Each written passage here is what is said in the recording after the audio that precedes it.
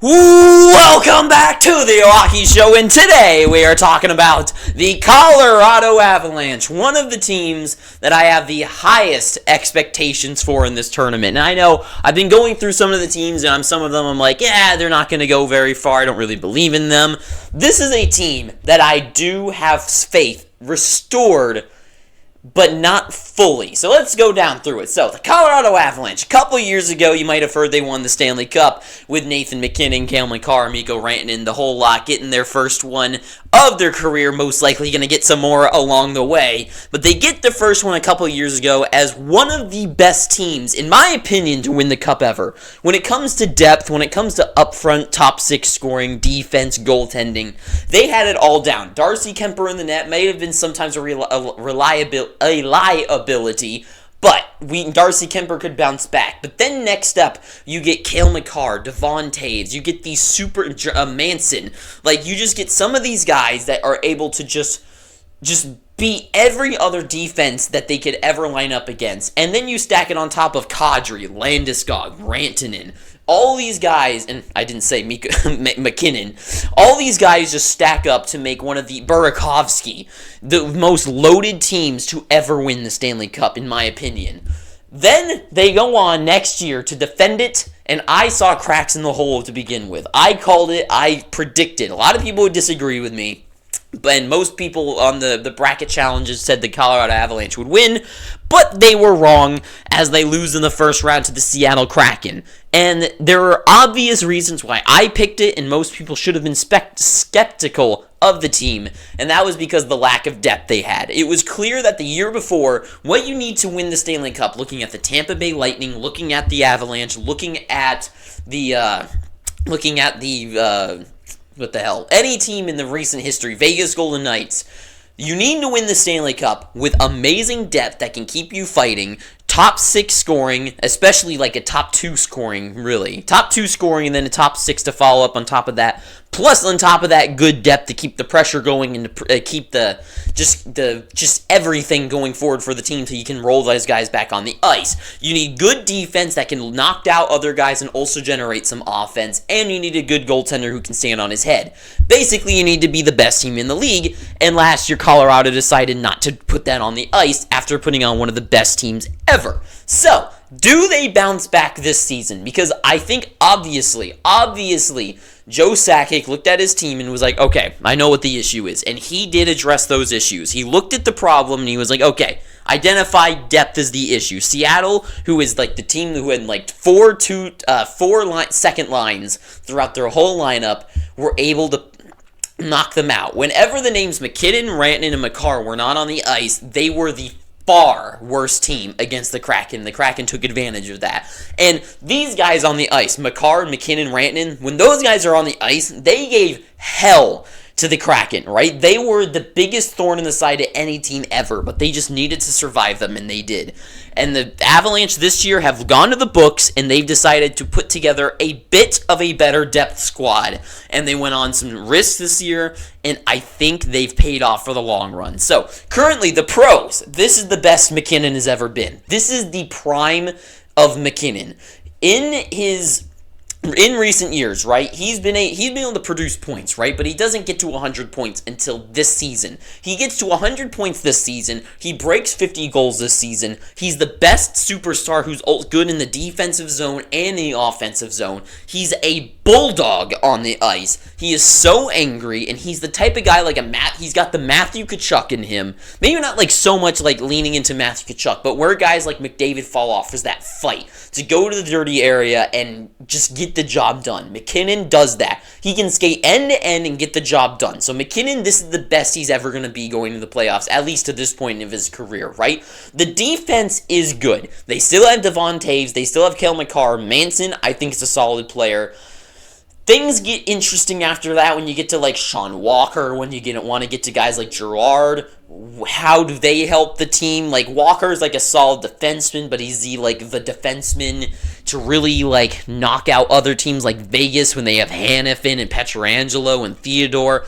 I don't know. Things get risky there, but the defense is solid enough as long as guys can play good hockey. Guys like Girard, though, are scary. Most Colorado fans, I think, at this point would rather move on from him and rather would have kept Bowen Byram, but I don't know. And then, speaking of that trade there, Byram moving out and instead getting Casey Middlestat, and this is one of the things. You have to push your team over the edge to win the Stanley Cup.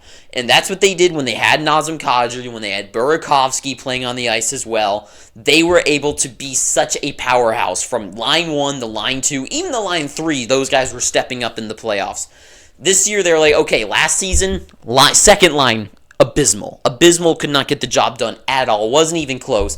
They go to Casey Middlestat to really vamp up, and they go to a Middlestat to give them that second line guy as well, right? And, they're looking for him to be that difference. Also, Johansson from the Predators didn't really step into that role as much as they probably would have liked. If they could have had Duchesne out of those two Predators, then that would have been a real difference maker, but the Stars have him, and I'll talk about the Stars in a little bit. So right now, I don't know. They bring in Colton Ross, they bring in Miles Wood, they bring in Johansson, they trade for Middlestat, they bring in Jonathan Drouin. There's a lot of good pros going for them. They now have, a solid, at least top 9. Their fourth line is a little bit interesting, but I think is a good, solid fourth line for a team like this that's so stacked. So, the question for me is the differences enough to make that difference in the Kraken series? If this was the team going out there, I think so. They now have at least 2 lines that could be put on the ice to play against the Kraken. I would say even 3, as long as Wood and Colton are stepping up to the plate, and I think they would, especially in the playoffs, with how those 2 guys have experience in the playoffs, especially Colton. But let's get to the actual playoff rounds, right? Does this team, going from putting up a 10 out of 10 team 2 years ago to win the Stanley Cup, from the 10 out of 10 to being a 7 out of 10 where they get bounced in the first round, is this year's team a 10 out of 10 this year? I don't know. So let's go through the rounds. First round, Winnipeg Jets is going to be the matchup. There's no way it's not going to be that. So Winnipeg should be an easy win for the Colorado Avalanche. The Avs should be able to whoop them. It shouldn't even be that close. I am not a believer at all in the Winnipeg Jets. Looking at the recent playoff runs that they've been through, with Kyle Connor, Scheifele, these guys, Toffoli just really hasn't been that big of a difference maker. Connor Hellebuck will be hell to play against, but with Hellebuck is a hell to play against, but McKinnon, Makar, Rantanen, they're going to find those holes against a goaltender like that. And when the defense in front of him, sure, is solid, but is Morrissey, is Pionk, is Dillon, they're going to find those holes. The defense of Winnipeg is not the most incredible in the world. And to me, it should be an easy win. I think this is a sweep, or maybe it goes to 5 games. And I think Colorado, first round, without a doubt, moves on. The second round is where things get interesting, because to me, this might be the most stacked playoffs we've ever had. Where in recent years, it's the Rangers and the Devils last year is no one really believes in them. Is Carolina really the team? Tampa Bay is washed up. Toronto moves on, not going to believe in them. The Bruins look really good, but they get bounced, so Florida's the team. It was last year, it could have been anyone's game, right? And except Vegas, because Vegas was just hands down the best team. But this year is so stacked, and Dallas coming up in round 2 is the worst thing that could happen to the Avalanche. Because you want to talk about a team that has the over the top kind of offense. You want to talk about a team that is a solid defense and is a goaltender who can be the best in the world. We're looking at the Dallas Stars. Some things that the Avalanche just don't possess is a goaltender who can play the best in the world. Not that Georgiev is bad at all, but he isn't Jake Ottinger, right? He isn't Ottinger, he isn't Demko, he isn't Aiden Hill. Georgiev he isn't going to be the difference maker, right? He could be for 1 or 2 games, but he's not going to win them a series, especially against the Dallas Stars, who are so loaded with offense. And then you want to talk about defense, with Miro Heiskanen being able to shut down top guys.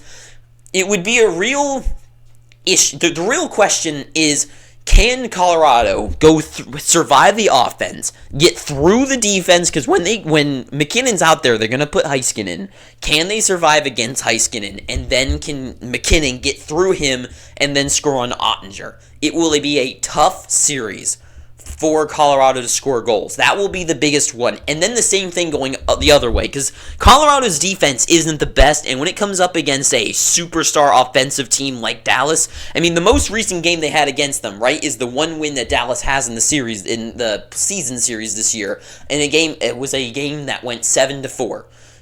Dallas, and I think the other games were like 5-4 and then 6-3. So this has been a scoring series and has been close each way, and both teams are able to score goals. And for me, it's a question: will Dallas be able to keep scoring, or will Colorado learn to have a little bit better of a defensive game and Mackinnon be able to still seal the deal and Rantanen put some in the back of the net? That'll be the question mark. But let's say they get past them, right? To me, that is going to be the toughest matchup. Regardless of anything, I think whoever comes out of the Central Division beats in the Western Conference. Because Vegas, to me, unless they play like 23 Vegas, I don't believe in them. I really love the acquisitions, and I'm going to talk about Vegas soon. But Noah Hannafin, Tomas Hertl, Stone, can they run it back? Does Jack Eichel, does Marchessault run it back again? I just feel like Colorado is over the limit when it comes to those superstars, and that would feel like a superstars scoring series.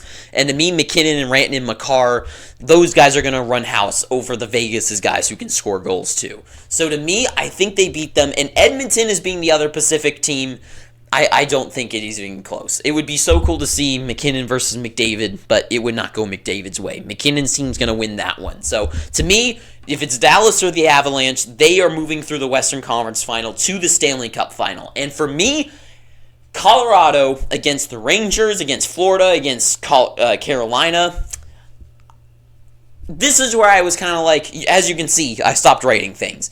Because I don't think it matters. I think the Avalanche, and I think in this league, and how good the NHL is nowadays, to win the Stanley Cup, you need every component. And it is shown in recent history that you need a goaltender who can stand on his head and shut down any team. You need to have defense who can play solid defense, at least enough to give that goaltender a chance to be superstar. And then you need offense, top 6 scoring, especially top 2 guys, and then depth to keep the pressure going and stay competitive, right? For me, there are so many teams this season that are better in those categories than the Avalanche, and I think they have a better chance of winning, like Dallas, like the Rangers, like Florida, like Carolina.